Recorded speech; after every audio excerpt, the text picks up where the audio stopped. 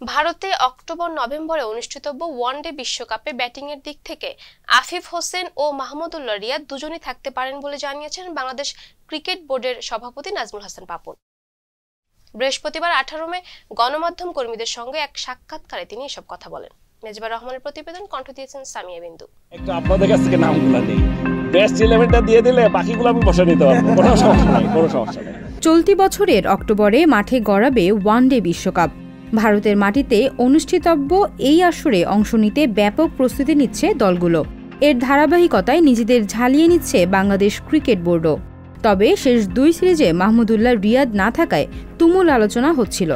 এবার তাকে নিয়ে খোদ বিসিবি সভাপতি নাজমুল হাসান পাপন নিজেই দিলেন সুখবর।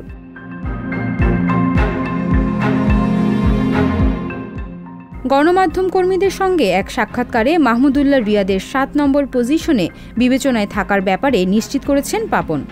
পাপন জানান, আফিফ, মোসাদ্দেক ও রিয়াদ এখন ওয়ানডে দলের বাইরে, তবে তারা যুক্ত হতে পারেন বাংলাদেশের বিশ্বকাপ স্কোয়াডে। তাদের বাছাইয়ের ক্ষেত্রে বেশ কয়েকটি মানদণ্ড আছে।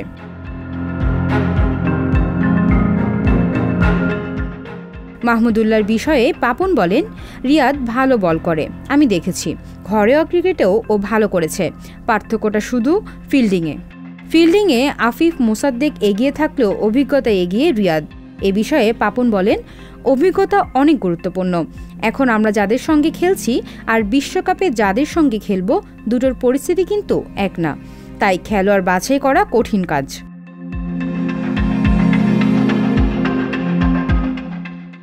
এর আগে মাহমুদুল্লাহ রিয়াদ, ইয়াসির আলী চৌধুরী রাব্বি ও আফিফ হোসেন এই 3 জন থেকে যে কোনো একজনকে বিশ্বকাপের চূড়ান্ত দলে নেওয়া হবে বলে গণমাধ্যমকে জানিয়েছেন ওয়ানডে অধিনায়ক তামিম ইকবাল।